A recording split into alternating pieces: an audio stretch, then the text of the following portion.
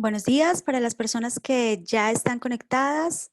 Muy bienvenidas y bienvenidos. Estamos esperando un minuto más a que ingresen todas las personas y daremos inicio a nuestro webinar.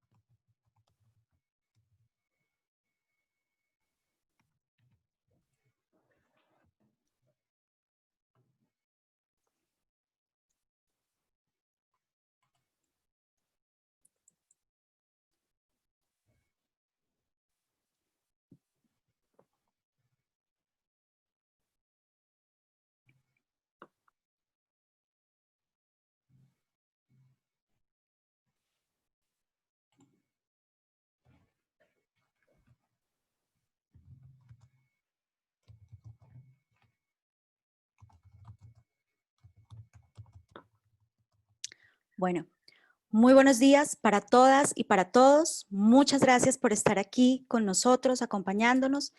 Este es, esperamos, el primero de varios talleres y webinars que buscan hablar sobre los mercados de carbono y específicamente sobre los mercados de carbono en Latinoamérica.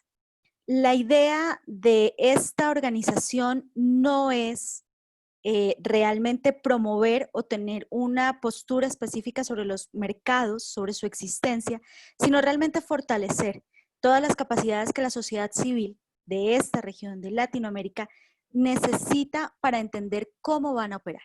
Igualmente, poder hablar sobre si son viables, si no son viables, partiendo de un conocimiento muy técnico, muy real, muy afinado. Este taller es organizado por Carbon Market Watch en alianza con Barranquilla Más 20 y la Asociación Interamericana para la Defensa del Ambiente, AIDA. Hemos querido eh, empezar esta ronda de webinars y de talleres de una manera cerrada, por eso han recibido ustedes invitación directa, esperando crear esta comunidad, crear este grupo que nos permita realmente hacer un seguimiento a todo lo que nos va a llegar y lo que estamos conociendo sobre los mercados de carbono. Tenemos el gusto hoy de contar con la presencia de unos panelistas realmente de lujo. Tenemos a Florencia Ortúzar, quien es abogada chilena, basada en Santiago. Ella trabaja para la Asociación Interamericana del Ambiente, AIDA, que es una ONG de protección ambiental para toda la región latinoamericana. Tiene un máster en política y regulación ambiental por el London School of Economics. También contamos con Astrid Milena Rubio, quien nos cuenta es abogada magíster en Derecho Ambiental y especialista en Derechos Humanos y Estudios Críticos del Derecho. Ha trabajado por más de 6 años con organizaciones de la sociedad civil en Colombia y en toda Latinoamérica como abogada y como investigadora, promoviendo siempre la garantía de los derechos humanos y ambientales, con especial énfasis en derechos de los pueblos indígenas y comunidades. Milena hace parte en esta ocasión o viene representando, trabajando el apoyo de la organización Barranquilla Más 20. Contamos también con Gilles, quien es quien está trabajando los temas de política en Carbon Market Watch. Él hace seguimiento a todos los mercados y a la política de los mercados de carbono y a las negociaciones internacionales en la Convención Marco de las Naciones Unidas, en general en la ONU. También estará con nosotros Andrew Colley, quien es la persona que está manejando todo el tema de campañas y de networks para el Carbon Market Watch. Él ha estado trabajando por más de 9 años con esta entidad y ha liderado varios de las campañas y de los procesos, tanto europeos como a nivel internacional, sobre mecanismos y derechos humanos basados siempre en el tema de acciones. Hoy nos estará apoyando también en el tema técnico, así que si presentan algún inconveniente técnico, nos puede colaborar Andrew. Contar un poco cómo vamos a tener la lógica de nuestro webinar. La idea es contarles a ustedes de qué estamos hablando y vamos a hacer una sesión muy de principios, muy de conocer de qué se tratan los mercados de carbono. Conocer de qué estamos hablando cuando hablamos de los créditos, qué es lo que se está moviendo, qué tipos de mercados se encuentran y especialmente en Latinoamérica. Tendremos la oportunidad de ver un video bastante interesante que nos explica un poco más este tema de una manera muy corta, muy sencilla. Vamos a tener ahí una muy pequeña sesión de preguntas, más que todo aclaratorias, sobre estas dos presentaciones. Luego tendremos ya la participación de Florencia y de Astrid, quienes nos hablarán un poco más en detalle de qué está pasando respecto a esto en Latinoamérica. Para esto, ellas nos harán su presentación en dos momentos, uno en el cual nos contarán frente a ejemplos puntuales de proyectos que son aptos para los diferentes mercados de carbono existentes, tanto en Latinoamérica como en diferentes partes del mundo. Luego nos hablarán ya de qué tipos de mercados se han presentado en Latinoamérica y cómo los vemos, cómo se están generando. Esperamos luego contar con la participación de todos ustedes a través de sus preguntas, de sus comentarios. Para esto, los invitamos a que utilicen el botón de preguntas y respuestas. Lo pueden hacer durante toda la sesión y nosotros estaremos tomando atenta nota para después pasarles a nuestros panelistas. Hablando de esto, importante remarcar que tenemos el apoyo de la interpretación, ya que varios de nuestros panelistas estarán hablando en idioma inglés.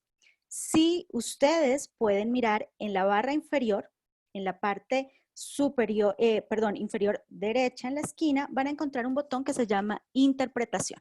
Cuando ustedes dan clic ahí, van a encontrar dos opciones: inglés y español. Quiere decir que se activará el idioma en el que ustedes desean escuchar la presentación. Cualquier inconveniente, por favor, también nos pueden hacer saber a través de las preguntas y respuestas o directamente a través de nuestro chat. Con esto, dándoles una vez más la bienvenida y las gracias por acompañarnos. Sabemos que tenemos personas de diferentes organizaciones, pueblos indígenas, comunidades locales, ONGs. Tenemos representación de diferentes sitios de Latinoamérica. Nos acompañan desde México, tenemos gente desde Perú, tenemos gente desde Argentina, desde Chile, desde Colombia. Entonces, esperamos que esta sesión sea de su interés y que sea la primera en esta construcción de cómo vamos a poder avanzar en este tema. Con este tema, le damos paso a Gilles, quien nos entrará a hablar específicamente de qué son los mercados, de qué estamos hablando cuando nos referimos a mercados de carbono. Gilles, please, the floor is yours. Thank you. Thanks very much, and thanks everyone for joining the webinar. Let me just share my screen.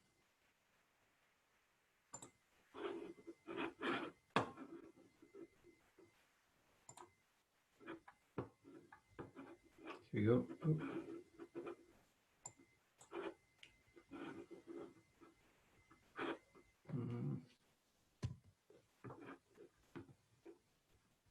Okay, I'm having slight difficulties here.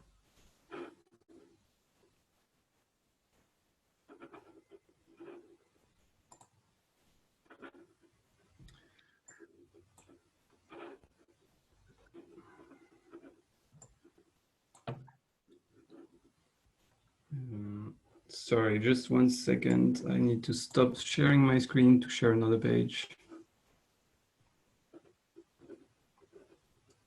Andrew, can you stop me sharing my screen? Somehow it doesn't. Oh no, it's here. Okay, I have it.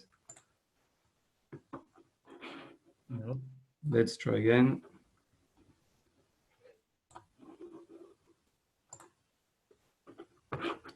Can you see the slides? Sí, yes. Yes. Well, sorry about that. All right. So thanks everyone for joining. Apologies for this confusion. So the objective here for this presentation is to give you an overview of what carbon markets are, what are the negotiations, where do the negotiations stand, what are the main challenges, and try to link it to the local level, the regional level. Why does this matter for specific projects and for real world impacts that these projects can have on communities?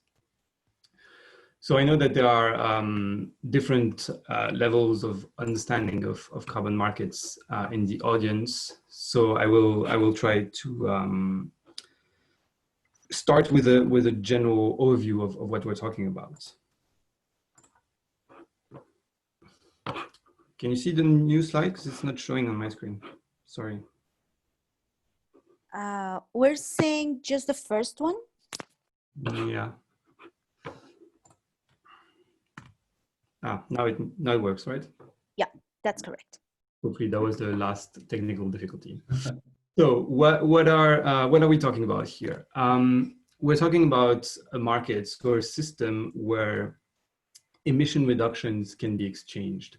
So you have a project that is implemented in a specific country, in a specific location. So we're talking about a very specific project that will reduce emissions, and these emissions are then purchased by another entity, whether it's a country or a company who is trying to purchase these reductions in order to be able to compensate their own emissions.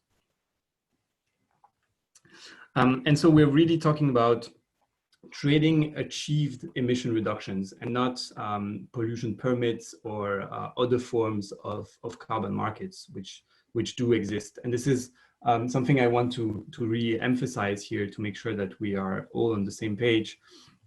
We're talking about trading of credits that represent achieved emission reductions. And the reason why I'm emphasizing this is because there are other types of carbon markets, as you can see on this table. For example, some of you might be familiar with the idea of an emissions trading system, so an ETS, or with a carbon tax, which is not really a carbon market, but it also goes down the idea of putting a price on carbon. But what we're talking about today is a bit different from that, because we're talking about a so-called baseline and credit system or an offsetting system, which is the same thing. So the idea that you implement specific emission reduction projects and then you sell those emission reductions after they have been achieved. So it's not a permit to pollute, but rather a system where you purchase emission reductions that have been achieved. And I know I'm repeating this a lot, but it's important for this to be very clear. So we're talking about this the bit that's highlighted in red on this slide. So having clarified this, I wanted to give an overview of how the carbon market is structured. So when we talk about offsets, that different systems, they're all kind of interlinked, but here is a stylized version of what these carbon markets look like. So I tried to make a clean separation between different systems to help you understand what systems exist out there. First of all, on the left, you can see you have the markets established under the Kyoto Protocol. So you have 3 different systems. The Clean Development Mechanism, which most of you will be familiar with. And also the joint implementation and international emissions trading. So these are three systems established under the Kyoto Protocol, and they all aim to allow countries to emit, to exchange, to trade emission reductions in one way or another. The Clean Development Mechanism is the largest carbon market to date, with the objective essentially to allow developing countries or countries that did not have a target under the Kyoto Protocol to sell emission reductions to developed countries that did have a target under the protocol. And then under the Paris Agreement, so the yellow bit on the slide, there are two new carbon markets, which you can essentially think of as coming in to replace the markets under the Kyoto Protocol. And these systems under the Paris Agreement, sorry, are often referenced by the number of the article that establishes them under the Paris Agreement. So Article 6.2 and Article 6.4. I will detail a bit more in the later slide what they are about. So for now, it's just useful for you to know that Article 6 establishes two markets under the Paris Agreement and that they basically replace the ones coming from Kyoto Protocol. And third up, you have a system that is specific for the aviation sector called CORSIA, which is the acronym for the Carbon Offset and Reduction Scheme for International Aviation. Sorry, I hesitated a bit on this barbaric acronym. So this is a carbon market specifically for the aviation sector and through which airlines will have to compensate their emissions from 2021. And of course, there are lots of technical specificities and differences to other markets, but we don't really need to go into that. So it's just useful for you to know that there is a specific system for airlines and that therefore airlines will be buyers of carbon credits as they already are on a voluntary basis. And then fourth up, you have the what's called the voluntary carbon market, where private companies will purchase credits on a voluntary basis, as the name suggests. So basically, they will purchase the emission reductions to claim that they are compensating their own emissions without necessarily having to meet a specific target set by a government. So this is very much on a voluntary basis. So when you see Microsoft or Amazon or Delta Airlines or any other company purchasing credits, they do this through the so-called voluntary market, where you have some organizations that label the credits. So this is, as I said, a stylized structure of what the markets look like and how they can be organized. Of course, in reality, it's a bit more complex as they are all interconnected. And of course, the table here is very small. You're not supposed to be able to read it. It's just to show you that there is a bigger table and infographic in this guide, in this Carbon Markets 101 guide, where we describe many of the interactions between these systems. So it's useful to see them as four different categories for your understanding, but keep in mind that they're all connected to each other. So having said that, let's dive into a discussion of Article 6. So again, for those of you who are not necessarily familiar with it, Article 6 is the article which establishes carbon markets under the Paris Agreement. It has become quite popular, not necessarily in a good way, but it is known by many people in the climate policy world since the last two COPs have focused very much on Article 6 negotiations and have not managed to come to an agreement on rules to govern international carbon markets under the Paris Agreement.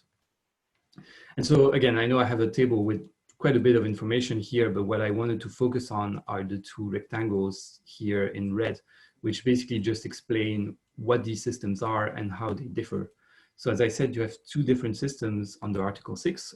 The first one, called Article 6.2, is essentially a system through which countries can engage in bilateral exchanges, bilateral approaches. They're called cooperative approaches in the text. So this is the idea that one country which reduces its emissions beyond its target, so beyond its NDC target under the Paris Agreement, can sell those extra reductions to another country. And so this other country will use those reductions to meet its own target. This is very much a bilateral or multilateral system that doesn't necessarily require any form of overall governance or agreed rules. Of course, it would be better to have such rules, but what I'm saying is that if there is no agreement to get to a specific set of rules under the Paris Agreement, then this system will still exist. And that's what you can see at the bottom left of this table, that countries are allowed to trade under the Paris Agreement, regardless of whether or not rules are adopted. On the other hand, Article 6.4 will not be able to operate without an agreement at the UNFCCC, because Article 6.4 resembles much more the CDM, for those of you who are familiar with it, so the Clean Development Mechanism. So it's a system that's very much centralized and requires some form of central governance and specific rules, because it rests again on the idea of implementing specific projects which generate reductions, and then any entity can purchase those reductions. But this requires specific rules for how the projects are implemented, how the trades can be carried out, etc. And so Article 6.4 does require an agreement at the UNFCCC in order to function. So these are the two main differences between the two systems. Now, having said that, I wanted to discuss three key issues within the negotiations under the UNFCCC, but also in the broader context of carbon markets. The first one is the oversupply of credits, so the fact that there are too many credits available for purchase. The second is the risk of double counting. And the third is the need for improved safeguards to avoid negative impacts at the local level. And I will go a bit more into detail into each of them. So first one is the question of oversupply. Now, I'm not going to go into lots of numbers here. It's not really the purpose of this webinar. What I want to do is discuss how this has an impact for the quality of the projects implemented and the very real impacts on the ground that these markets have. So currently there is more supply than there is demand. So there are more credits available to be purchased than what countries and companies actually want to purchase. And this means that the prices are actually very low. If you look at the voluntary market, so where companies can purchase credits to compensate their own emissions, the average price in 2018 was about $3 per credit. So $3 per ton of CO2. And that's very, very low, of course. And this means that, I mean, it's not just a kind of theoretical markets aspect. It has concrete impact on the ground, because if you have very low prices, it means that the people who develop the projects also don't get much money for the projects that they're developing. And therefore, many of the projects that would be of high quality and that can involve local communities that really have adequate safeguards, etc., cannot go ahead because the prices are too low and the project developers don't have the money to finance these projects. And so most of the projects, or a lot of the projects on the market, tend to be very focused on getting cheap emission reductions without involving local communities as much as they should. And this creates a form of mistrust in the market, because, and not just in the market in an abstract sense, but in the actual impacts of the projects. Some buyers who would like to finance good climate projects also understand that many of the offsets that are sold on the carbon markets are not very good. And so they actually don't buy them. And this is how some form of circle can be created, because you end up in a relationship between low demand that leads to low prices, that leads to bad projects, which leads in turn to low demand. And yeah, you get stuck in this kind of circle. So oversupply has an impact on the quality of the actual projects that get implemented. The second issue that I wanted to dive into is a little bit more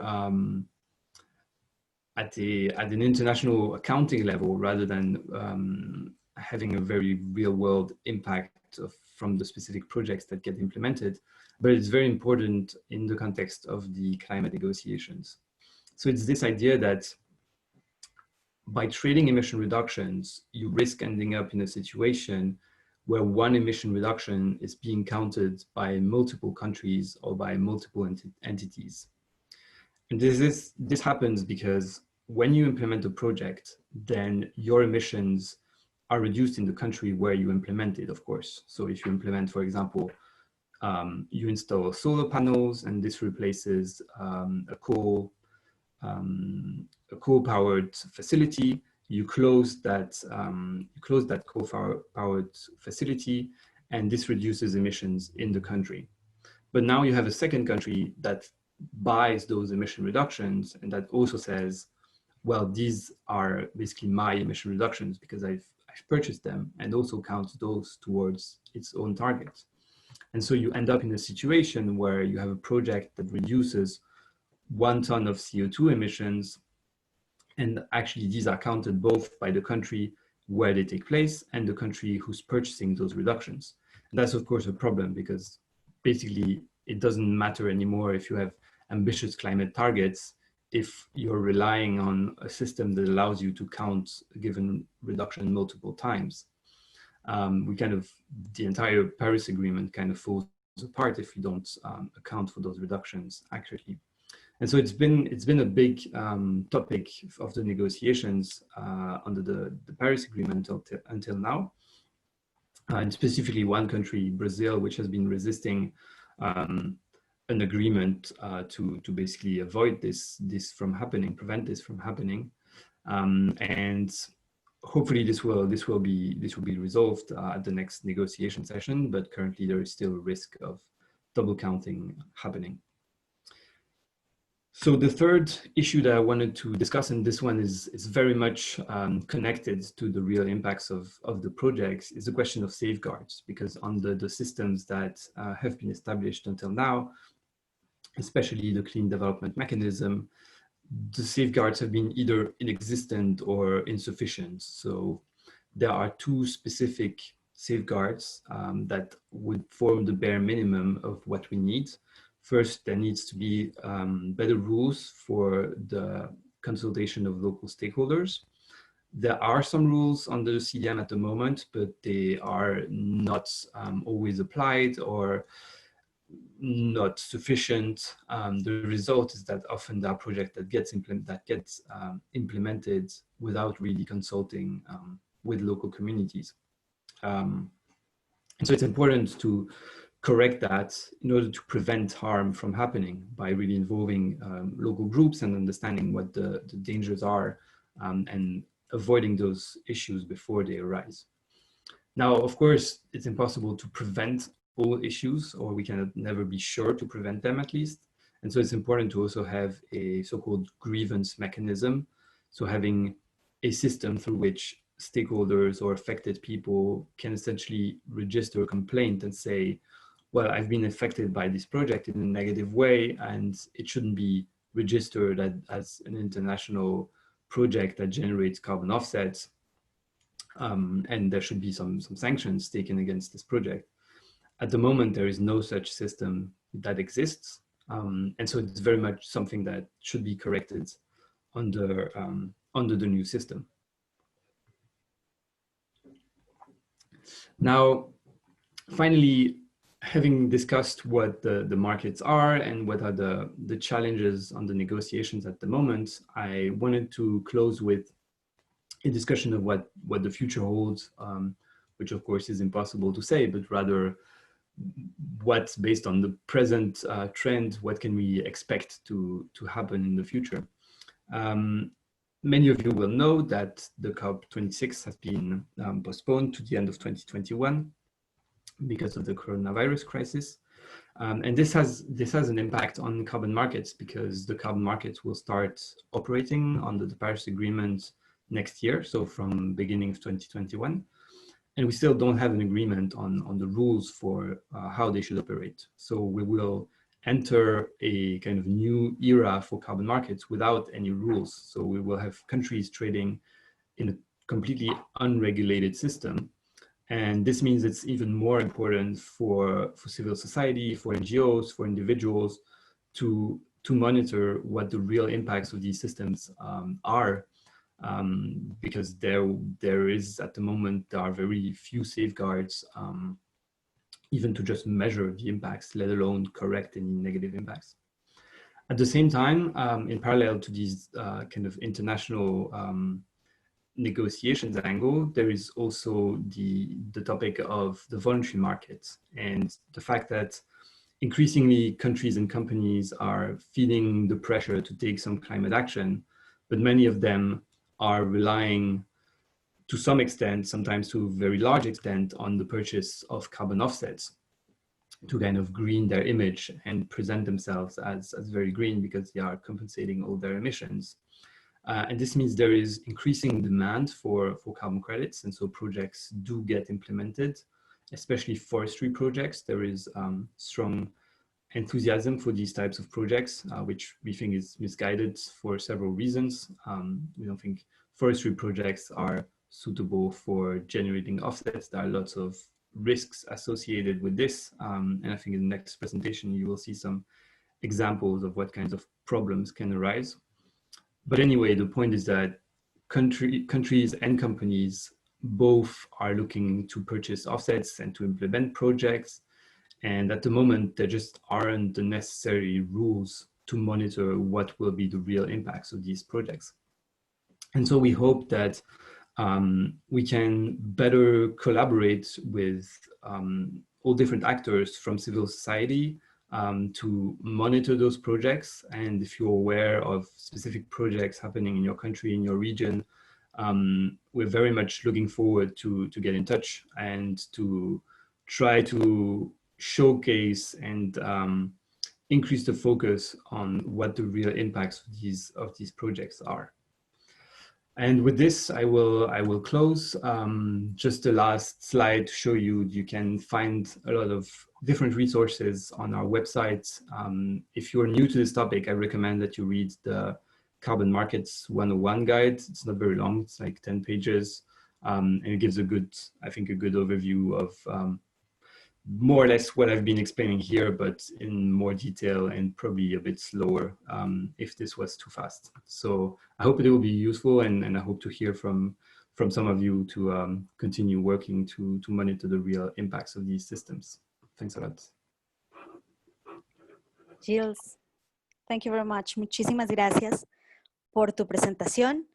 Realmente muy interesante y creo que muy al lugar a varias de las preguntas que recibimos a través del registro, en el cual nos preguntaban acerca de qué era precisamente un mercado de carbono. Nos has recordado aquí un poco cómo no solamente debemos navegar a través de los conceptos, sino a través de las siglas, que también ya de por sí presentan un inconveniente. Y muy interesante lo que nos hablaba sobre los impactos, tanto en el clima, como en las comunidades como tal, pero en sí en los mercados. Tenemos dos preguntas en línea bastante específicas y que algunas de ellas se van a tocar los temas en nuestra siguiente presentación y por tanto lo dejaremos para nuestra sesión final para que todos nuestros panelistas lo comenten. Tenemos ahora un video que nos resume un poco lo que Gilles nos estaba presentando y nos habla de cómo se genera todo esto. Andrew, no sé si nos quieras contar algo del video o pasamos directamente a él.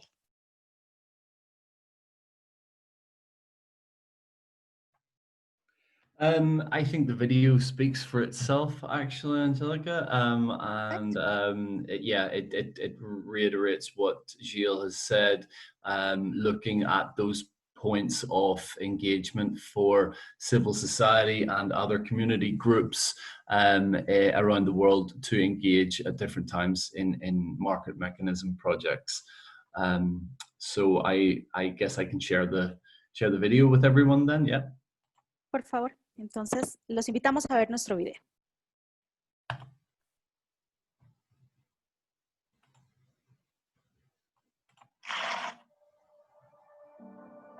Los dramáticos efectos de la crisis climática ya se sienten en todo el mundo. Por desgracia, las medidas para detenerlos también tienen efectos negativos sobre las personas y el medio ambiente. Para cumplir los objetivos climáticos acordados, algunos países y compañías compran créditos de carbono que representan reducciones de emisiones mediante un proyecto. Echemos un vistazo a cómo un proyecto pasa de ser una simple idea a generar créditos de carbono que pueden comprarse. Y, lo que es aún más importante, cómo pueden las comunidades locales hacer oír su voz durante el proceso. Porque en cuanto se produce un daño, suele ser demasiado tarde para remediarlo. Por eso las organizaciones locales deben entender cómo se crean estos proyectos y cómo pueden vigilarlos las comunidades. Pero, ¿a qué deben prestar atención? En primer lugar, casi todos los proyectos se registran bajo unos estándares especiales, una especie de etiqueta de garantía. Los tres principales estándares globales son el Mecanismo de Desarrollo Limpio, el Estándar de Carbono Voluntario y el Gold Standard. Cada uno de ellos tiene sus propias reglas, pero siguen normalmente una estructura similar.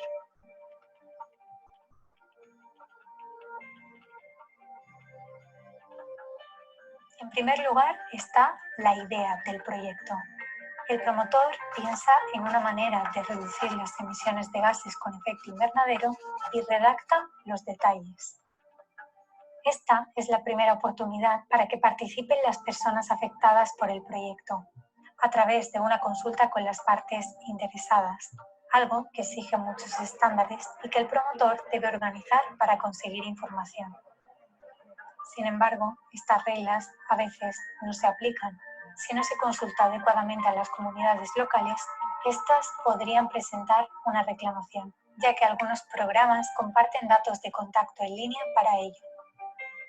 En algunos estándares, como el Mecanismo de Desarrollo Limpio, el país anfitrión debe autorizar el proyecto y esta puede ser otra oportunidad para que participen las comunidades. Tras exponer detalladamente el proyecto, el promotor debe enviar la idea para que sea revisada por una organización externa. Una revisión que debe incluir los comentarios recibidos durante la consulta con las partes interesadas. Si se considera que el proyecto tendrá un impacto positivo y cumple los requisitos establecidos por el estándar, se validará y estará listo para ser registrado. Tras revisar el resultado de los dos primeros pasos, el estándar elegido registrará oficialmente el proyecto. En algunos programas, esta es otra oportunidad para exponer cualquier preocupación. Si, por ejemplo, no se consultó adecuadamente a las comunidades locales o si se hizo caso omiso de sus opiniones. En cuanto esté registrado, el programa puede generar créditos de carbono para el número de años estipulado. Ahora es cuando comenzará el proyecto. Si las partes interesadas se ven perjudicadas de alguna manera en esta etapa, o si no se consultó con ellas adecuadamente antes del comienzo del proyecto, todavía tienen oportunidad de acudir a los promotores o al estándar que haya certificado el proyecto y presentar una reclamación. Algunos estándares poseen un procedimiento específico para esto, denominado sistema de reclamaciones, cuyos datos de contacto suelen estar disponibles en línea. Durante todo el proyecto, el promotor supervisará varios parámetros para garantizar que se puede indicar exactamente cuántas toneladas de gases con efecto invernadero se ahorraron gracias a este proyecto. Estos datos no suelen publicarse en esta etapa, pero se usan más tarde para saber con exactitud cuántos créditos de carbono deben expedirse. En cuanto el proyecto entra en funcionamiento, un auditor independiente verificará que está funcionando según lo planificado. Con esta verificación, usando los datos procedentes del paso anterior, el auditor confirmará que las emisiones se han reducido y que se pueden crear los créditos de carbono. En cuanto se realicen todos estos pasos, el promotor puede finalmente recibir los créditos de carbono, elaborados por el estándar que certifica el proyecto. En la mayoría de los casos, por cada tonelada de CO2 reducida, el promotor del proyecto recibirá un crédito. Ahora, dicho promotor puede vender estos créditos o entregarlos si ya se han comprado por anticipado. Así es como cobran vida los proyectos en el mercado del carbono. Obviamente, este tipo de mercado del carbono no es una solución a largo plazo para acabar con la crisis climática. Las compensaciones se utilizan para justificar las emisiones en otros lugares y, por tanto, no reducen las emisiones en general. Pero es importante que las comunidades locales sepan cómo se ejecutan estos proyectos y cómo pueden hacer oír su voz. Porque, independientemente de cómo se utilicen estas compensaciones, ningún proyecto climático debe perjudicar a las personas.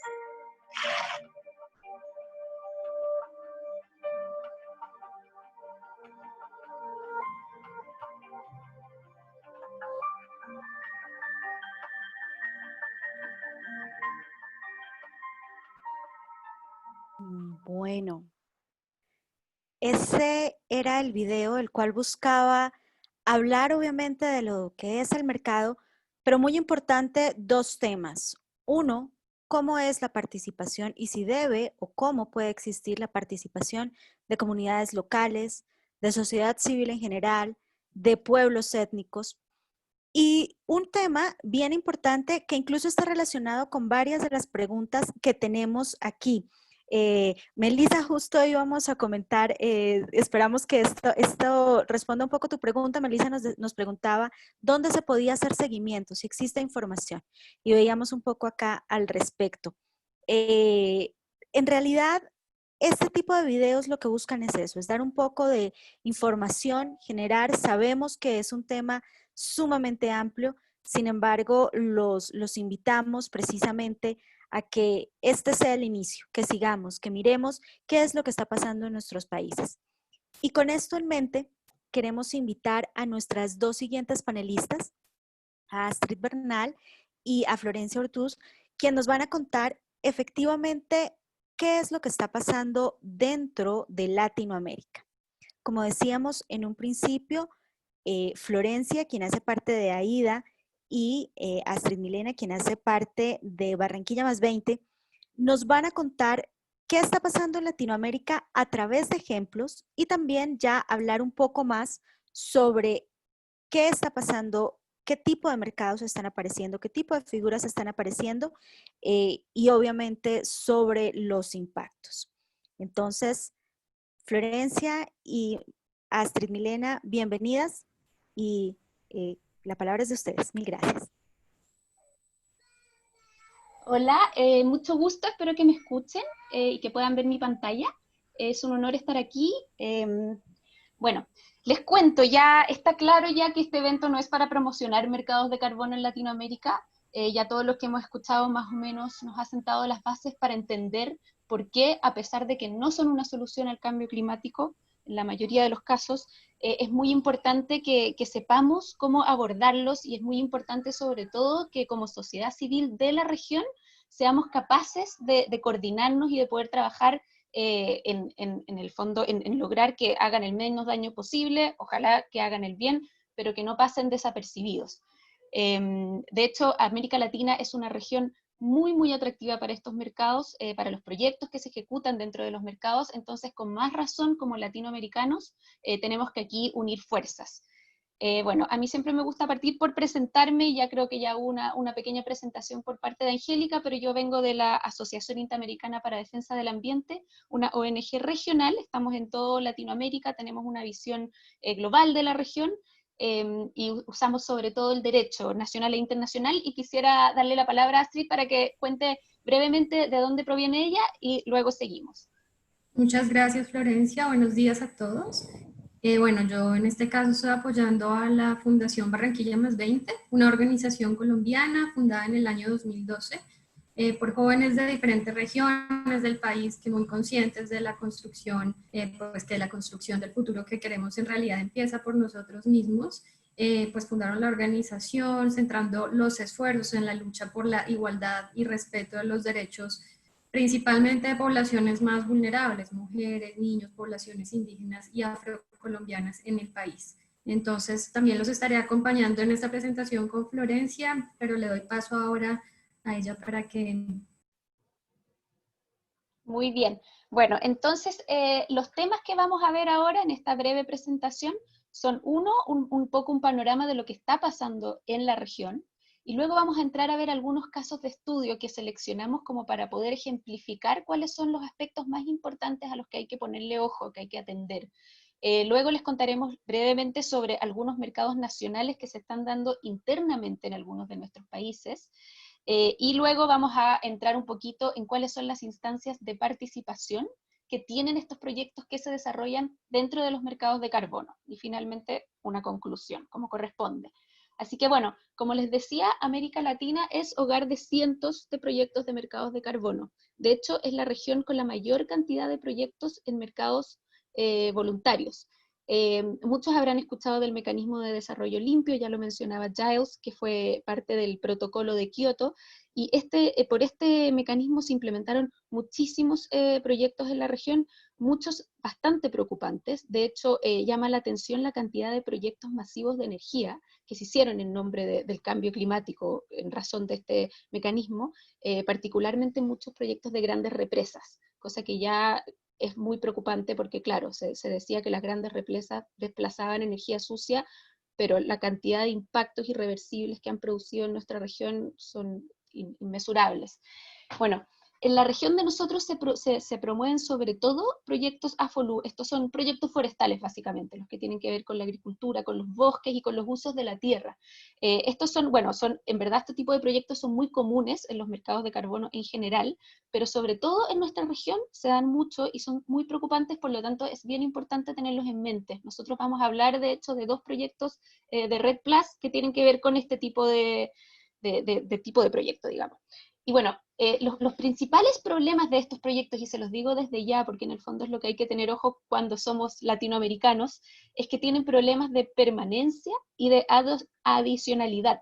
La permanencia se refiere a la capacidad que tiene un proyecto de realmente mantener esas emisiones secuestradas. Entonces esto, como un ejemplo muy simple de entender, es, por ejemplo, tú tienes un proyecto en un bosque que ha capturado un montón de emisiones porque conservaste el bosque, evitaste que se talara, por lo tanto, todas esas emisiones de carbono se quedaron ahí secuestradas, y estamos todo bien. Ese proyecto emitió créditos, se contaminó en otro lugar, porque en el fondo este proyecto dejó de contaminar, pero un buen día, un mal día, hay un incendio que destruye todo el bosque y se liberan todas esas emisiones que habían sido capturadas y en nombre de las cuales se habían emitido emisiones en otro país.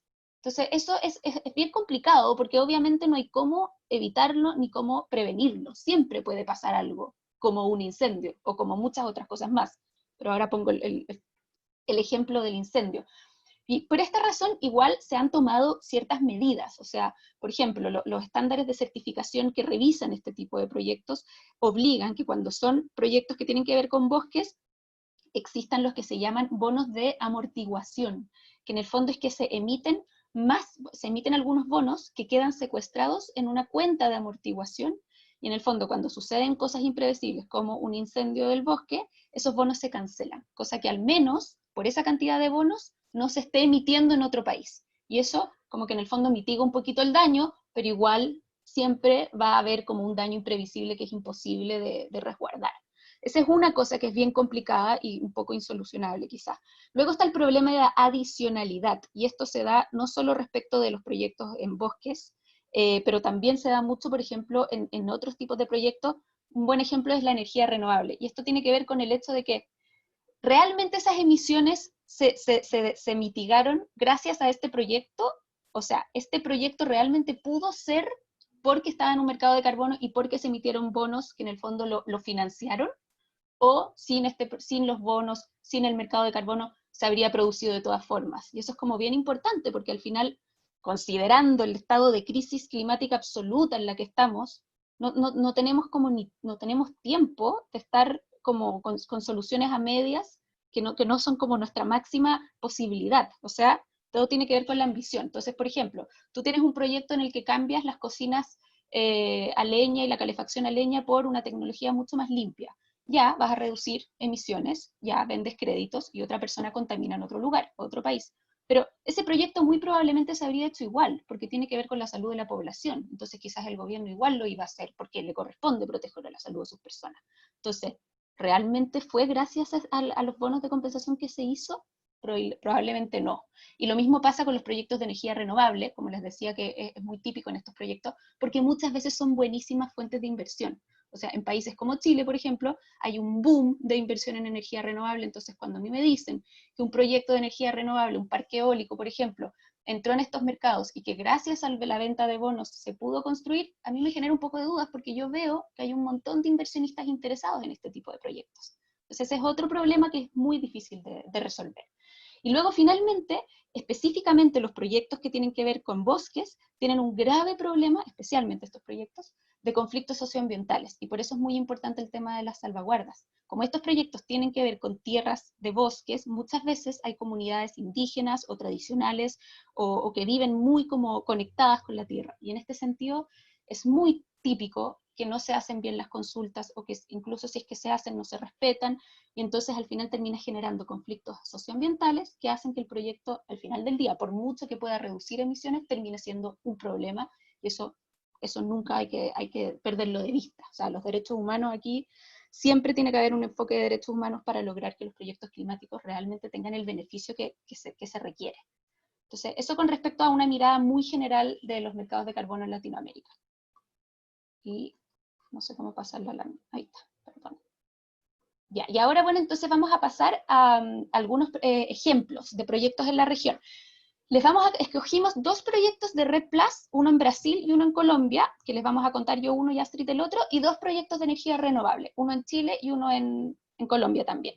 Y esto en el fondo por la misma razón que les decía, estos son algunos de los proyectos más típicos que se están dando en la región, y además son muy buenos ejemplos para como mostrar esos aspectos problemáticos que hay que tener muy en cuenta. Entonces, bueno, el primer caso es el caso de REDD+, que se dio en la selva amazónica de Brasil, del bosque de Surui, donde habita el pueblo indígena Paiter Surui. Este proyecto fue certificado por el estándar voluntario de carbono, que es el BCS, que es el más típico de todos, y lo bonito de este proyecto es que fue dirigido por el pueblo indígena Paiter Surui. Ellos mismos como que lo ejecutaron, y en ese sentido estuvo muy bueno. Bien, y el proyecto tenía por objetivo preservar el bosque, pero también promover la economía sostenible y baja en carbono, mejorar la calidad de vida de estas personas y preservar su cultura tradicional. Y de hecho comenzó siendo bastante exitoso durante varios años, redujo emisiones, la deforestación que era súper grave en ese lugar, se redujo bastante, así que estaban todos felices, pero sucedió que descubrieron oro y diamantes, típico. O sea, esto es como el ejemplo del incendio, pero otro ejemplo. O sea, algo que es imposible de prevenir y que de repente sucede, oro y diamantes. Y obviamente ahí empezó la deforestación de nuevo, empezaron a haber conflictos dentro de la comunidad porque algunas personas querían explotar estos diamantes y oro y otras personas querían seguir con el proyecto de conservación, y al final no fue algo positivo ni para el bosque, ni para la comunidad, ni para nadie. Así que el proyecto finalmente se tuvo que suspender porque ya los niveles de deforestación ya no eran como aceptables para que estuviera generando aún bonos de carbono, y el proyecto ahí está, no ha sido oficialmente cancelado, pero ahí está como un buen ejemplo de algo que empezó bien pero terminó mal. Y esto claramente demuestra lo que yo les contaba de la falta de permanencia. O sea, sí lograste capturar emisiones un tiempo, pero de repente hubo un problema y todo tu proyecto se canceló, digamos. Y el segundo ejemplo que les quería contar es sobre un parque eólico en Chile, que tiene mucho que ver con el tema de la adicionalidad, como les contaba.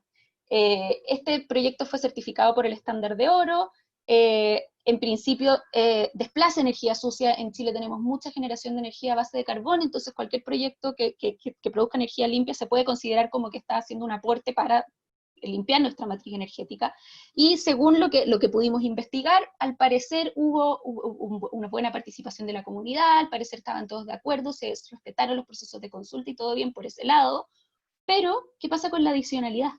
Los proponentes del proyecto, los titulares, dicen que totalmente el proyecto, o sea, sin la venta de créditos de carbono no se pudo haber hecho, que necesitaban ese tipo de financiamiento, pero de nuevo, o sea, es bastante discutible, porque como les decía yo, el ejemplo de Chile, hay mucha inversión hacia proyectos de energía renovable. Entonces, ¿por qué va a ser que solamente podía ser posible con ese tipo de inversión? Yo creo que muy probablemente se podría haber invertido en este proyecto de otro lado y hubiésemos evitado esas emisiones que se hicieron en nombre de este proyecto. O sea, ahí tienen otro ejemplo.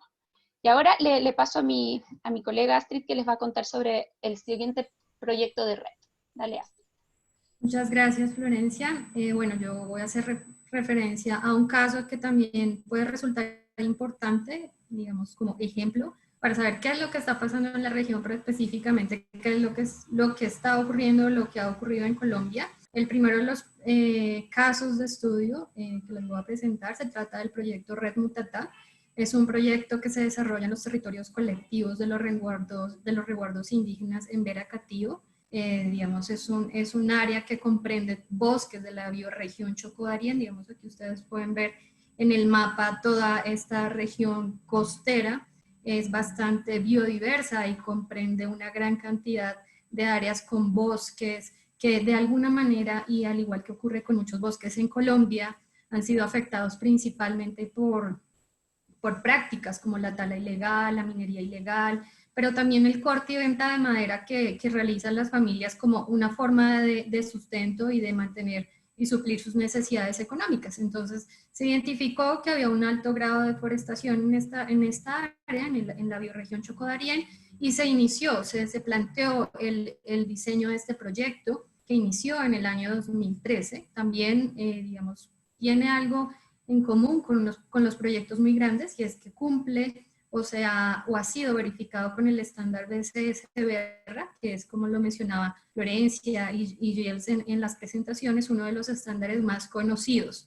Adicionalmente, algo que tiene de relevante este proyecto es que, más allá de querer verificar la reducción de emisiones a través de la captura de carbono, es que se suma también a un estándar que es conocido como el estándar Clima, Comunidad y Biodiversidad, que de alguna forma busca promover que haya más cuidado o más atención a los estándares que promuevan una participación y mayor inclusión de la comunidad y la protección de la biodiversidad. Entonces, de alguna forma ha brindado un poco más de garantías a las comunidades, pero también a los compradores de proyecto. Este proyecto fue también respaldado por el Banco Mundial, por la Corporación Financiera Internacional, y se acogió, debería acogerse, por supuesto, como todos los proyectos que tienen respaldo de las entidades, de las corporaciones y entidades financieras internacionales, a las salvaguardas que estos mismos disponen. Entonces, de alguna manera esto amplía el marco de protección cuando existen este tipo de entidades, pero no quiere decir que sea suficiente o que con esto ya se esté garantizando efectivamente la protección de derechos de las comunidades. Algo que también resalta de este proyecto es que tiene como agente implementador, es decir, quien se encargaba de administrar todas las inversiones, todos los ingresos que generaba el proyecto, es una organización de la sociedad civil que se llama Fondo Acción, una ONG en Colombia, que ha implementado varios de estos proyectos y que también tiene experiencia en el desarrollo de los mismos y en el trabajo con comunidades. Entonces, Mutatá, de alguna manera, también lo que ha tratado de ejemplificar es cómo se puede hacer esa relación y ese trabajo entre sociedad civil, entre entidades financieras, pero también entre las comunidades. Mutatá en 2017 entró a ser parte de esos proyectos que en Colombia sirven para compensar de alguna manera la reducción de emisión, la emisión de gases de efecto invernadero, que vienen más adelante, y más adelante lo voy a explicar un poquito, que están cobijadas bajo el decreto 926 de 2017, que es un decreto que impuso el pago de un impuesto al carbono cuando se generan, digamos, quema de combustibles fósiles que de alguna forma estarían generando mayor emisiones. Entonces, este proyecto entra a ser parte como de ese marco, como de ese conjunto de proyectos que servirían para certificar compensación y que las empresas privadas también podrían acceder, digamos, a la compra de créditos para compensar sus emisiones. Es probable que esto obviamente ocurra en Colombia mucho más, que se dé mucho más. En Colombia los mercados de carbono en realidad están tomando mucha fuerza, principalmente los mercados voluntarios de carbono. Pero bueno, ¿por qué es importante tener en cuenta este proyecto? En realidad, el proyecto Red Mutatá y la línea de proyectos que ustedes ven señaladas, de alguna manera un poco señaladas, un poquito borrosas, pero se alcanza a ver toda la línea costera. Este tipo de proyectos, lo que resalta o lo que llama la atención es que de por sí no han tenido ningún tipo de queja pública. ¿Pero por qué no han tenido quejas públicas también? Porque además de ser un poquito más robustos en su implementación y por contar con la verificación y el apoyo de entidades financieras y de entidades verificadoras que tienen unos estándares más amplios, más altos, también tienen algo en especial, y es que los proyectos red, cuando se hace la aprobación de los proyectos red, quienes aparecen justamente como dueños del territorio y por lo tanto los proponentes del proyecto en temas de red son las comunidades. Entonces, ¿qué pasa?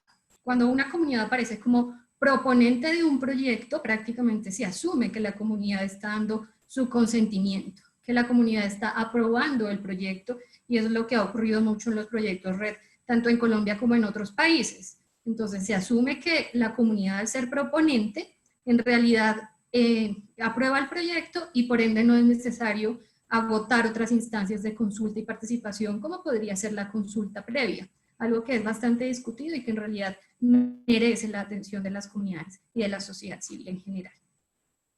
Siguiente, por favor. El segundo caso de estudio, y que también mencionaba Florencia, porque es algo que empieza a tomar bastante relevancia en la región, especialmente porque, pues, digamos, la necesidad de la transformación energética en Colombia, en Latinoamérica, en el mundo, lo que está haciendo es generando una amplia demanda para desarrollar proyectos sostenibles, proyectos de generación energética sostenible, utilizando las energías renovables. Entonces, yo traigo aquí de ejemplo al proyecto que es denominado Parque Eólico Jepirachi. Yo creo que es muy conocido sobre todo por las personas de Colombia. Es un proceso, es un proyecto que tomó mucha importancia en el país porque entró a operar primero, fue uno de los primeros proyectos que entró a operar en Colombia asociados al mecanismo de desarrollo limpio. En realidad fue el primer proyecto registrado oficialmente como un proyecto, un proyecto asociado al mecanismo de desarrollo limpio en Colombia. Y hay tres cosas que yo resalto de este proyecto y que traigo a colación porque creo que son importantes para lo que viene. La primera es que el proyecto eólico Jepirachi fue concebido como un proyecto ejemplo, como un proyecto piloto, que lo que iba a permitir es que el país y las empresas que quisieran desarrollar proyectos de energía en Colombia tuvieran como esa manera de conocer cómo podría operar, qué se requería para su mantenimiento, cómo iba a operar el trabajo con las comunidades, cómo iba a ser la administración del mismo. Entonces este proyecto brindó esto para el país, brindó esto, digamos, como una forma de decir, en realidad, para Colombia sirve el desarrollo de estos proyectos, especialmente por el potencial que tiene la región de La Guajira, que es una de las regiones más al norte del país, que recibe una gran cantidad de vientos y ha hecho posible y viable este proyecto. Pero la misma ubicación, y teniendo en cuenta que en el territorio de La Guajira habitan las comunidades guayú, es un pueblo indígena bastante amplio, pero no es concebido usualmente como no tiene gran cantidad de atención, principalmente porque es bastante disperso y lastimosamente se le ha restado como la atención debida a estas comunidades en el área. Entonces, ¿qué ocurre? Este proyecto llama la atención porque en el área de La Guajira hay un estudio de Indepaz que se realizó el año pasado, para quienes quieran conocerlo. Es un estudio en el que Indepaz muestra unos ejemplos en los que bueno, en realidad no son tanto ejemplos, en realidad ya hay estudios muy serios que demuestran que para el año 2031 en La Guajira estarían entrando a funcionar aproximadamente 65 parques eólicos, y 65 parques eólicos a su vez implica la instalación de más de 2.000 aerogeneradores. ¿Y en qué parte y en dónde se van a ubicar? Pues obviamente en los territorios donde habitan las comunidades, porque ellos son dueños del territorio, ellos son los que habitan allí, y pues prácticamente todo su territorio se vería afectado por por la instalación de estos aerogeneradores. Es un proyecto que llama la atención por esto, en realidad de desarrollarse la cantidad de proyectos que ha logrado establecer INDEPAZ, pues estaría de alguna forma impactando mucho a las comunidades indígenas, pero además algo que llama la atención y es que justamente en los estudios que se han realizado ya se ha identificado que las empresas que quieren desarrollar proyectos eólicos incluyen dentro de su marco de ganancias lo que puede generar el negocio de los bonos de carbón, de los créditos de carbón. Entonces es importante, ¿por qué? Porque seguramente estas empresas van a querer seguir, y ya se ha demostrado que están intentando seguir el modelo del parque eólico Gepirachi, que fue desarrollado por empresas públicas de Medellín. Y la tercera razón, y obviamente la más importante, digamos que yo creo que nos concierne a todos el día de hoy, es porque es un proyecto que ha involucrado las comunidades wayú, comunidades indígenas, pueblos que habitan y han habitado en esta zona desde toda la vida prácticamente. Entonces, ¿qué ocurriría? De desarrollarse los proyectos que se tienen planteados, se estima que aproximadamente 288 comunidades wayú estarían siendo afectadas por la nueva implementación de proyectos asociados a la generación de energía eólica en el área. Gepirachi también fue un proyecto que recibió respaldo del Banco Mundial, fue ejecutado por empresas públicas de Medellín, recibió respaldo del Banco Mundial, pero también obtuvo el registro ante la Convención Marco de Naciones Unidas por ser un proyecto cobijado bajo el Mecanismo de Desarrollo Limpio. ¿Qué ha ocurrido? Que este proyecto ha recibido muchas quejas, muchas denuncias, ha sido objeto de investigación porque los procesos que se adelantaron con las comunidades fueron totalmente fuera de lo establecido en la norma. No se respetaron los derechos de las comunidades y de por sí algo que ocurre mucho en el desarrollo de proyectos similares es que se entiende que las comunidades no pueden tener conocimientos técnicos suficientes para poder participar en la ejecución y en el diseño de los proyectos. Entonces, ¿qué ocurrió en el caso Gepirachi, por ejemplo? Primero, las consultas no se hicieron en un idioma que ellos pudieran entender. Obviamente, uno de los requisitos que tienen muchos estándares, que tienen algunos de los estándares, es que se hagan las consultas y que la información se dé en un lenguaje, en un idioma que las comunidades puedan entender para garantizar su participación. En el caso de Gepirachi, esto no ocurrió, y en lo que ocurre en la gran mayoría de proyectos es que ni siquiera las comunidades tienen claridad de cómo su participación empieza a jugar un rol importante en la ejecución. ¿Qué ocurre? No hay claridad técnica, no hay claridad financiera del proyecto. Y Gepirachi es un buen ejemplo porque lo que demuestra es que cuando se establecen unas condiciones, digamos, de participación, de alguna forma se enreda cómo funcionan todas las condiciones y beneficios financieros. En el caso de Gepirachi y en otros casos también que han ocurrido en Colombia, lo que ocurre es que no se diferencia cuáles son, por ejemplo, los beneficios que van a tener las comunidades por términos de compensación. Una cosa es desarrollar un proyecto, impactar la comunidad, impactar el área y compensarlas a las mismas por ello. Ahora, otra cosa es generar ciertos pagos por el uso de servidumbres de paso, por ejemplo. Otra cosa es generar unos beneficios por la venta de créditos de carbono. Y otra cosa es, en el caso de energías, es generar unos beneficios adicionales por la venta de energía. Entonces, esto no es claro cuando se diseñan los proyectos. Se tiene en mente como ganancias para el proyecto, pero no se especifica en el momento de consultar con las comunidades y no se les da claridad. ¿Qué ocurre en Colombia? Que en realidad nosotros debemos, pues, como sociedad civil, atender con mayor cuidado este tipo de actuaciones. ¿Perdón?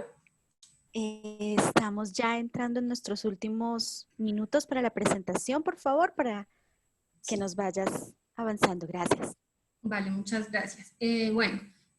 Ahora solamente como para resaltar algunas cosas de las que se han mencionado. La siguiente, por favor. Solamente voy a resumir un poco como lo que está ocurriendo en Latinoamérica con relación a los mercados nacionales de carbono. En realidad, digamos que existen algunos países que ya están pensando en el desarrollo de unos mercados que incluyen de alguna forma mucho más fuerte los mercados voluntarios. En Colombia, por ejemplo, Colombia es uno de los países que tienen más desarrollados el mercado nacional de compensación de carbono. Entonces, ahí está la ley 1819, el decreto 926, de alguna forma coge e implementa una serie de medidas para esto. También está México, que tiene previsto lanzar su mercado de carbono a finales de este año. Chile también está considerando poner en marcha un mercado nacional de compensaciones de carbono. Y por supuesto, estos son, digamos, de alguna forma ejemplos que seguramente otros países van a querer continuar implementando. En la siguiente. Sí, bueno, digamos que esto ya también es algo un poco como para resumir lo que ya se ha hablado. Hay unos pasos que de alguna forma permitirían garantizar que la participación de las comunidades en el diseño y la ejecución de los proyectos pueda ser efectiva. Carbon Market Watch ha diseñado digamos, una guía, una infografía que muestra esos 9 pasos que podrían seguirse y que garantizarían una adecuada participación. Ustedes la pueden encontrar en los materiales que igual que vamos a estar compartiendo. Y por último, ya quisiera como también resumir un poco lo que se ha hablado, los mercados de carbono, digamos, los estándares que se han establecido en los diferentes sistemas de verificación. Con relación a la participación, también es importante conocerlos, tenerlos en cuenta, saber que el mecanismo de desarrollo limpio contemplaba algo que no fue suficiente, que no garantizó la adecuada participación, pero que también los estándares de verificación como BCS, el Gold Standard, que está en la diapositiva siguiente, y también, digamos, otros estándares que a nivel internacional han tenido bastante importancia, contemplan este tipo de mecanismos de participación. Y por supuesto remarcar que en los casos de mercados nacionales la participación de la sociedad civil y las comunidades es relevante para exigir que se incluyan mecanismos efectivos para la participación y también para el establecimiento de quejas en caso de ser necesario. Perdón por pasarme el tiempo, pero bueno, eso era todo. Muchas gracias. Gracias, Astrid. No, y simplemente para concluir, bueno, todos creo que nos hacemos la pregunta, ¿realmente aportan estos mercados de carbono al problema de cambio climático que fue precisamente la razón por la que se crearon? En general, la sociedad civil considera que no, que al final lo que hacen es que permiten seguir emitiendo sin que se haga el esfuerzo necesario por mitigar. Estamos en un punto del planeta donde realmente necesitamos que todos pongan lo mejor de sí y que hayan cambios tajantes. O sea, no podemos seguir como con soluciones a medias ante la crisis climática y ambiental absoluta en la que nos encontramos. Entonces, al final del día, estos mercados permiten que continúe el business as usual, el famoso BAU, que continúen haciéndose las cosas como se han estado haciendo. Y eso al final es como el punto final, o sea, es como un argumento bien complicado de rebatir hacia otro lado. Quizás si tuviésemos más tiempo podría ser un aporte, quizás, pero en el momento histórico en el que estamos ahora realmente necesitamos que todos reduzcamos emisiones, que todos cambiemos la forma de hacer las cosas, y seguir pagando para seguir emitiendo realmente no va a solucionar el problema.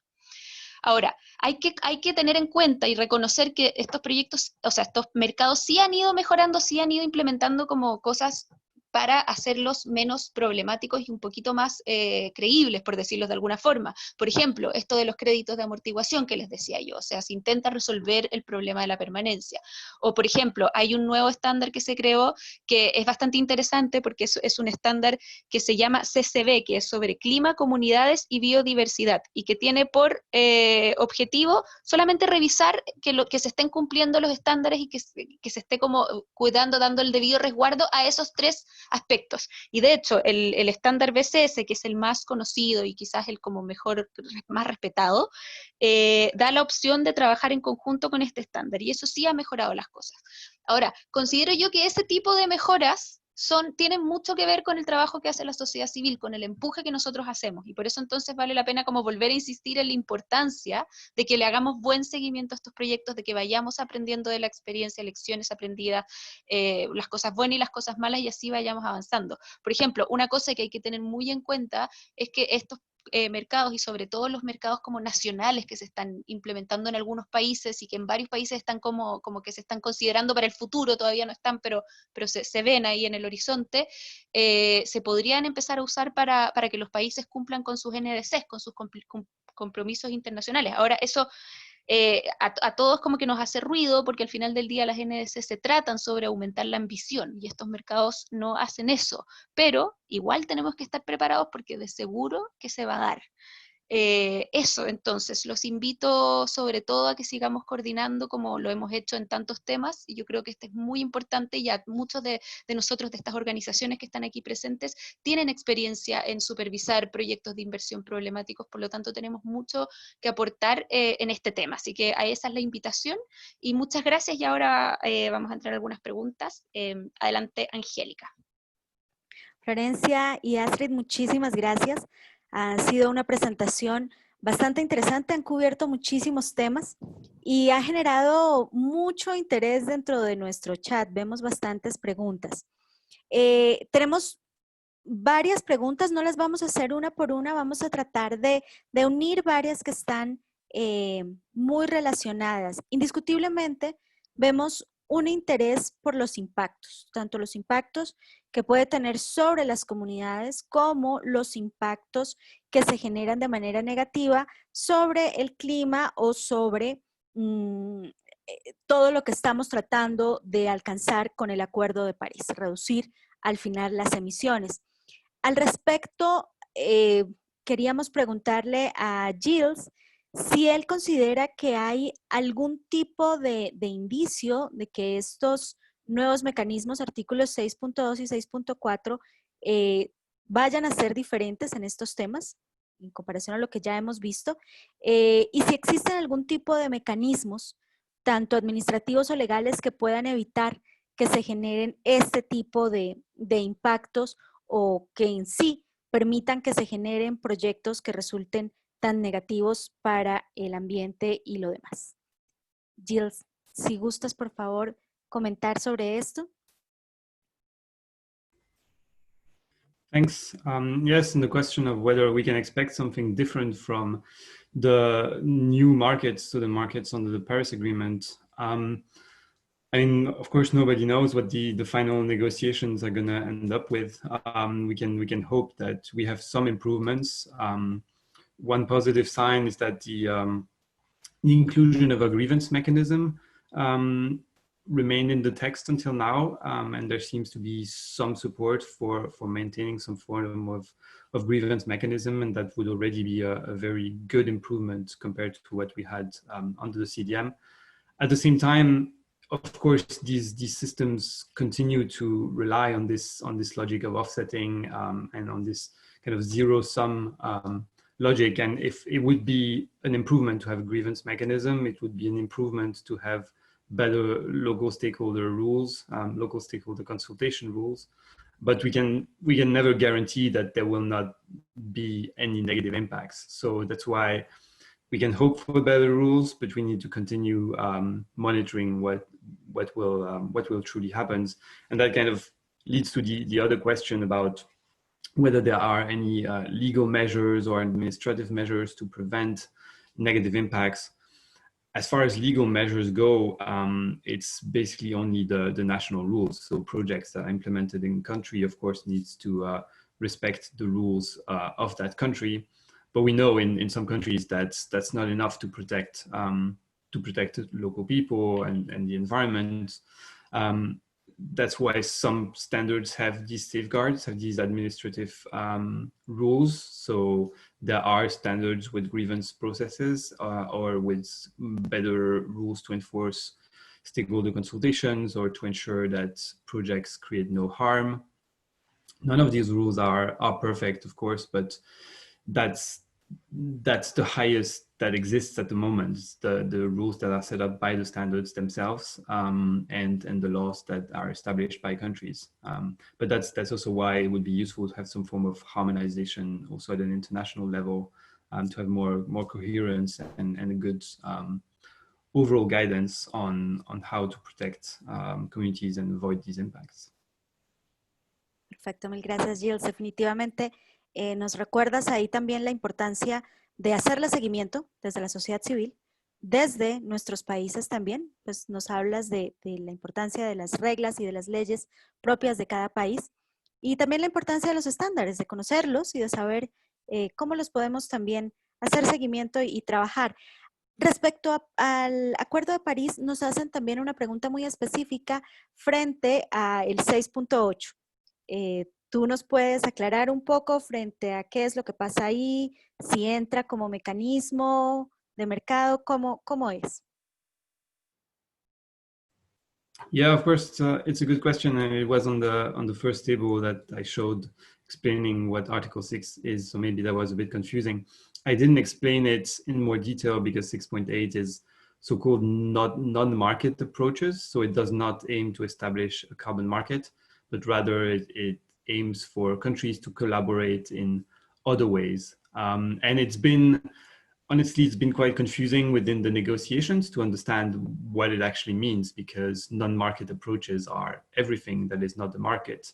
And so countries, negotiators have been discussing whether they would organize more workshops and propose and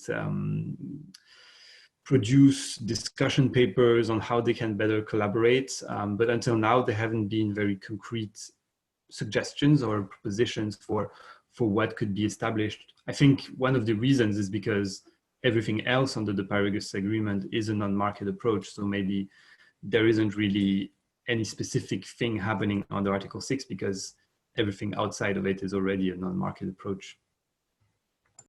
Perfecto. Muchas gracias, Giles. Creo que eso nos aclara un poco cómo es el tema del artículo 6.8, que es un poquito diferente a lo que estamos hablando en este momento.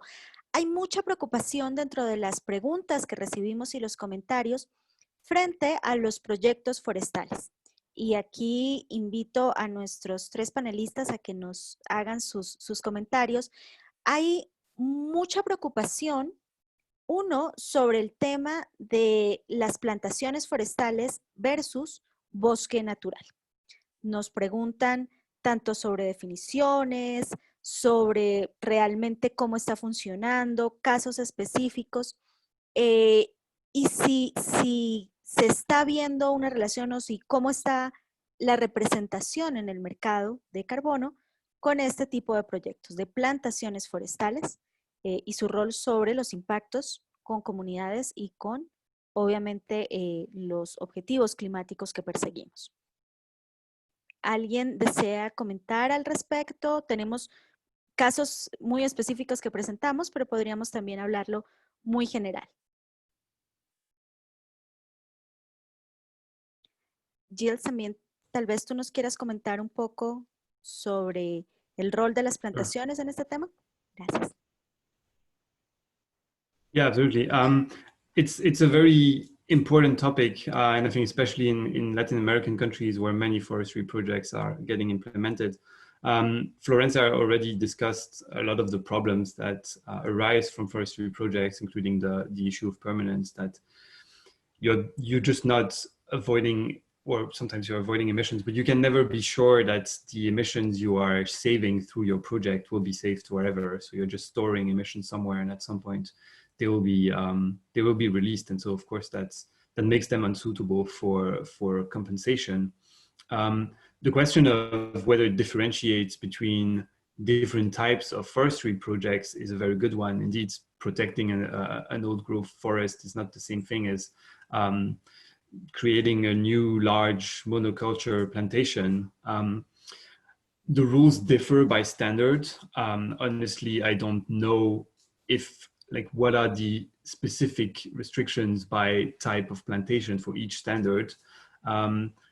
I don't think that there are excessively strict restrictions on that. And more likely there are rules whereby a project developer must explain why the project implemented will contribute to storing carbon, and how this carbon sink can be considered reliable, and what measures will be implemented to avoid impermanence. So it's more on the basis of proving that your project is of high enough quality, rather than having specific rules against certain types of plantations, I believe.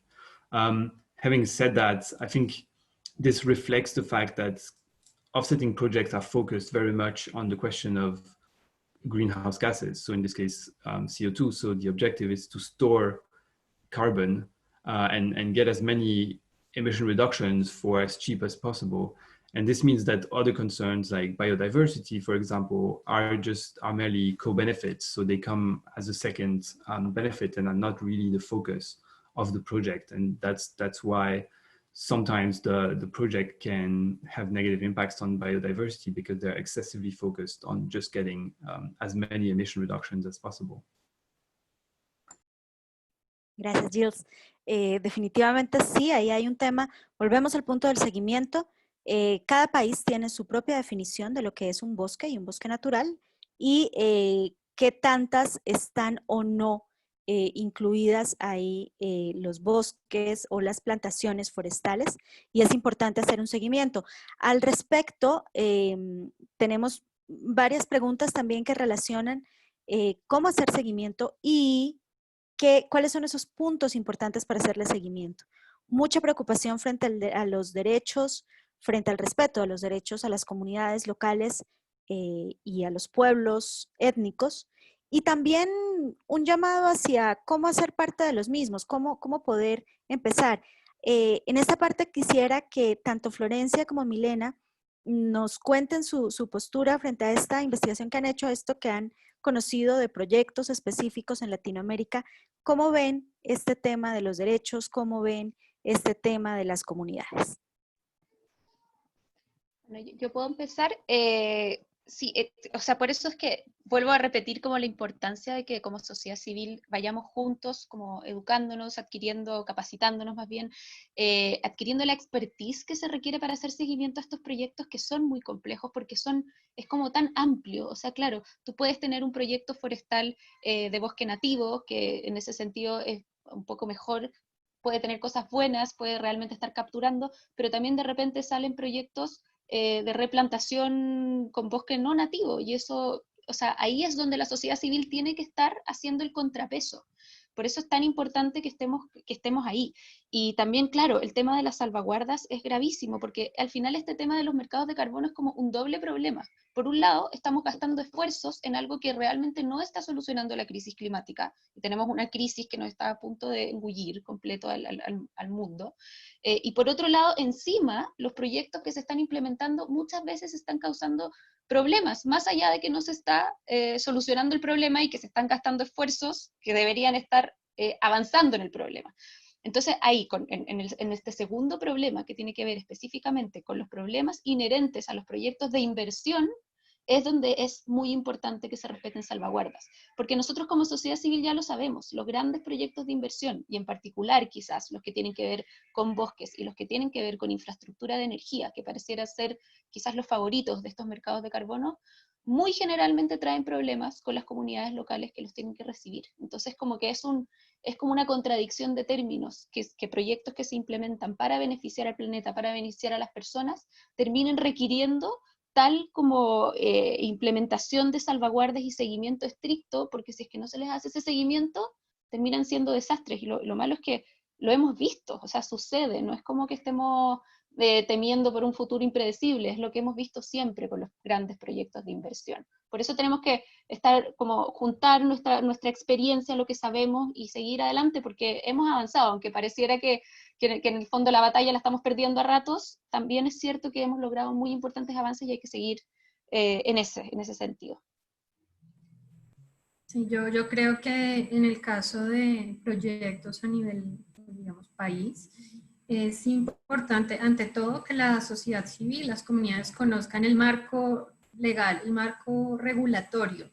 ¿Por qué? Porque en muchos de esos marcos justamente lo que se desconoce es cómo las comunidades juegan un rol.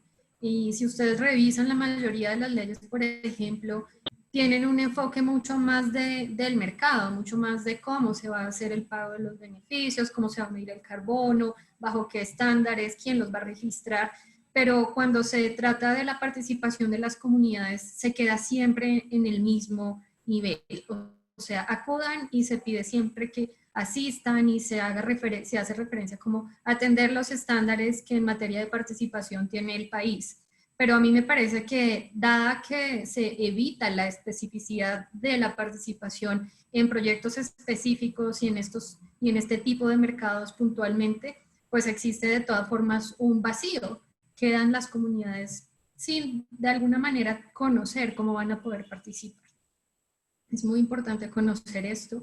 Creo que es muy importante también recalcar el hecho de que con comunidades y pueblos indígenas, afros, y otras comunidades étnicas, por supuesto, el tema del respeto por los derechos propios es algo que se tiene que respetar en todos los casos.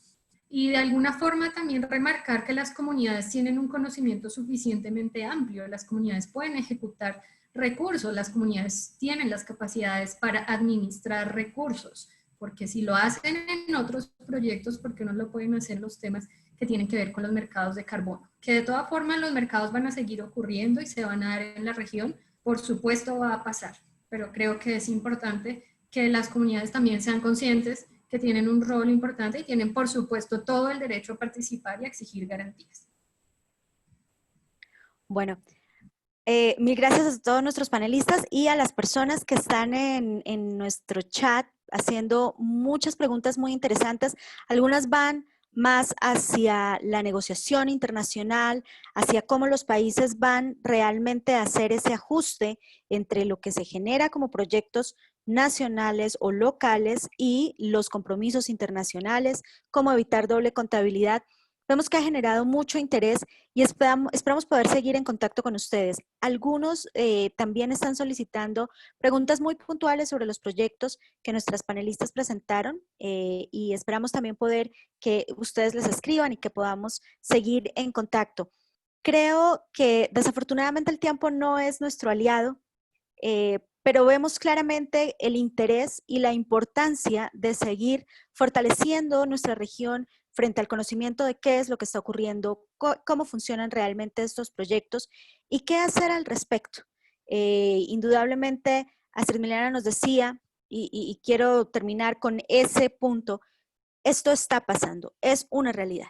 Es importante que nos enteremos, que sepamos, que podamos tener una opinión, pero una opinión realmente informada, que igualmente, como varios de de las personas nos preguntaban acá, nos permitan desde la organización o desde el lugar en el que estemos, brindar esa misma información hacia las comunidades que están recibiendo todo este tipo de oportunidades, de proyectos y de situaciones.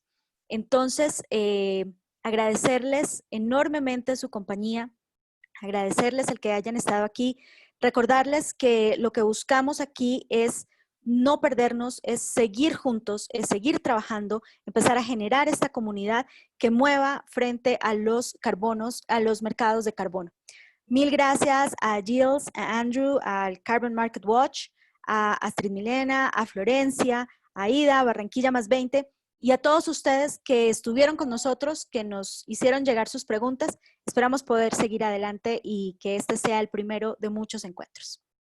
Gracias a ti, Angélica. Chao. Muchas Gracias. Nos vemos. Buen día. Gracias.